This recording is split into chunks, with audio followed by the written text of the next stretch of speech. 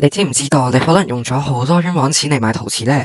認準呢3個產地，幫你喺淘寶嗰度揾到更多高性價比嘅陶瓷啦。第一，江西景德鎮。景德鎮作為千年陶都，係揾收藏級或者送禮陶瓷嘅首選。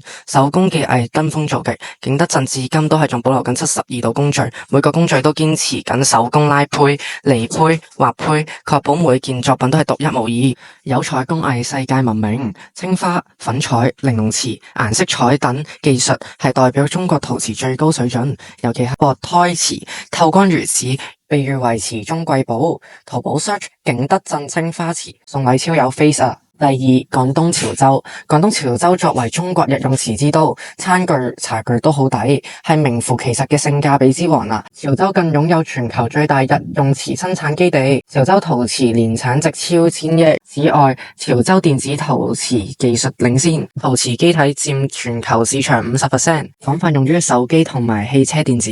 喺淘寶 search 潮州瓷器，一定可以揾到啱心水且性價比超高嘅瓷器。第三，廣東佛山。佛山作為建築陶瓷霸主，亦都係全球陶瓷出口中心，擁有全球最大建築陶瓷嘅產地，佔中國陶瓷產量30%，出口佔量33%。多間國際陶瓷家具一線品牌都係均自出於佛山，工業技術亦都係十分領先嘅。佢引進咗意大利嘅生產線，陶瓷耐磨、防滑性亦都係世界一流嘅。雲石陶瓷就好似5星級酒店嘅質感，防線又容易清潔，要翻新屋或者開鋪即刻有格調，一定要去淘寶 search 佛山陶瓷啊！如果你有興趣知道更多呢啲關於陶瓷嘅知識內容嘅話，咁記住 follow我哋同埋 CLS 呢條片啦。